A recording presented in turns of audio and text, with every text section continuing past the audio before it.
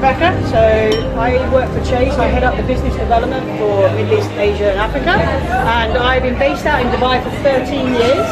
So been here not as long as some of you, Tom especially, but I've been here quite a few years, and I'm so happy to actually finally be working with a British brand in a kind of a British establishment. So let me introduce you to Lorna Chase, who's going to host today. I'm going to hear questions. Also we have Rax, who works for the brand, Focus brand, and Amelia, who's also a brand ambassador for Focus brand, kind of representing the Chase family here. Yeah, I'll pass you over to Lorna. Perfect, thank you, Becca. And thank you everybody for coming tonight, and also for a wonderful warm welcome here in Dubai. It's my first time. I must say I'm definitely coming back soon. So we're all here tonight to launch the Chase Flavours portfolio. So you are literally the first in Dubai, other than some select bartenders, to try this. So we're counting on you as the tastemakers. Our Chase story begins very much in a slightly forgotten county in the English countryside called Herefordshire, which is where William Chase, our founder and owner, grew up. And Tom also happened to grow up there, so can vouch for me when I say Herefordshire is sort of known for three things in the farming world: for cider apples, for Herefordshire beef, and for the humble potato, which is of course the star of our Chase story. And so William Chase took over the family farm, potato farm, at the age of 20, and for the next 20 years he spent growing potatoes and supplying them to supermarkets as a commodity, which of course times were hard. He was actually in and out of bankruptcy, and one day he supplied a batch of potatoes to a supermarket and they rejected them for not being pretty enough. I think we're all sometimes guilty of picking out the prettier potatoes when we're shopping. So anyway, the same batch he sent on to a crisp manufacturer, and they said these are the best potatoes we've ever had, and it was like eureka, the light bulb moment went off for William, and he thought, actually, why couldn't I make a product that I can do sort of from the field, do the farming side, and right through to the end consumer, rather than simply supplying a supermarket. So William went away and bought an old fish and chip shop fryer. This was the year 2002, and the farm shop movement was booming at the time. So he simply started by slicing up some potatoes and frying them, not even seasoning them, just dropping them around all the local farm shops, and they loved them. They said, you know, we can't get enough of these. Consumers want to know who's making their products, how they're making them, where they're making it. So this is perfect. So the Tyrrell's Crisp business was then born, and I hope you're familiar with Tyrrell's. They are out here in Dubai, and you'll see them in places like Costa Coffee. And actually, the concept, the potato can be dug in the morning and turned into crisps by lunchtime. Consumers really bought into it, and the brand was sort of successful beyond William's wildest dreams.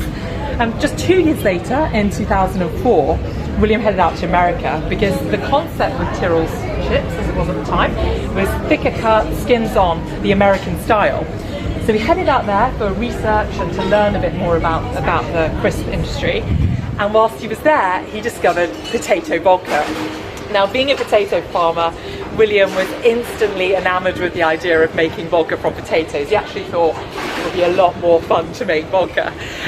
So he headed back to the Tyrrell's offices. He brought back a bottle of potato vodka.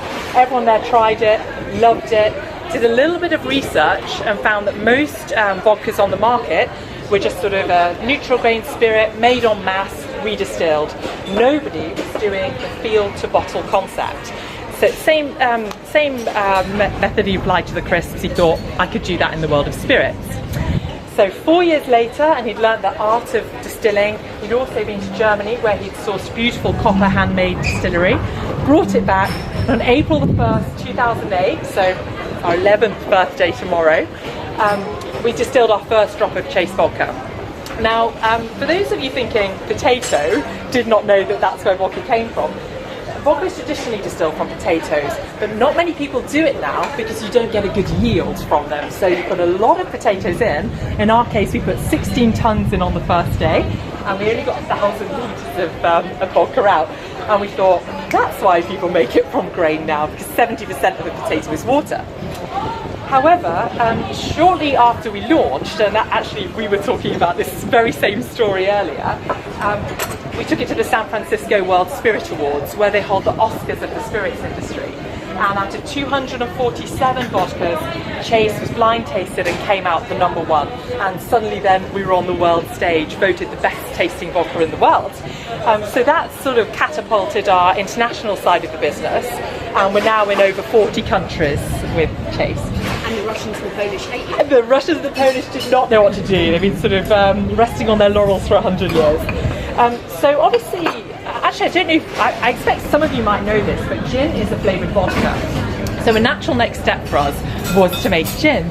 Now, I'd normally go straight into the GB gin because the GB gin is made from the Chase vodka. But after a few conversations I've had this evening about William's Elegant Gin, I thought I can't not tell you about this product. This was the first gin we ever made, and because William wanted this to be a sipping gin, a martini gin, he wanted it to be fresh, fruity and floral. So with the Elegant Gin, we took cider apples from our orchard, made cider and then distilled the cider into a base spirit, and then infused it with lovely fresh, fruity and floral botanicals like elderflowers, hops, lemons, oranges, licorice. And this one is beautiful in martini, or if you are drinking it with tonic, with a slice of fresh apple. Come in, or just neat. Or just me with a splash of tonic.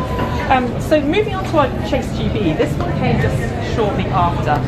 If you're wondering about the difference in the names, all of the products that are made from the potatoes, start like Chase vodka, are known as Chase, whereas the one distilled from the apples is Williams.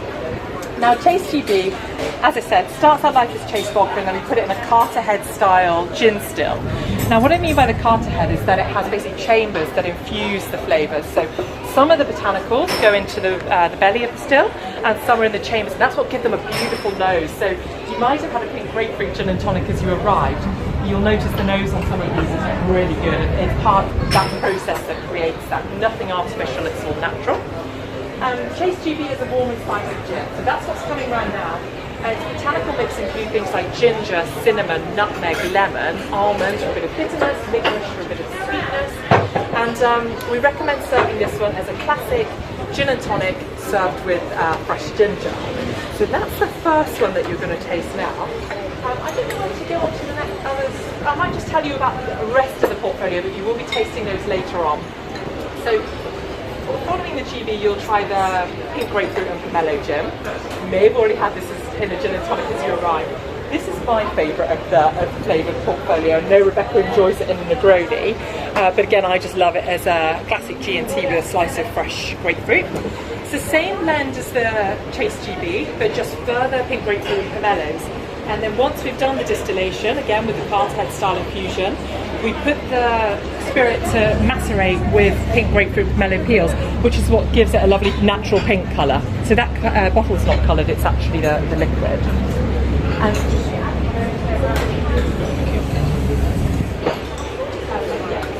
then we'll come the other two, Seville marmalade gin and rhubarb and brownie apple gin. We'll come to those a little bit later on. And slow, of course, yeah, not to forget. So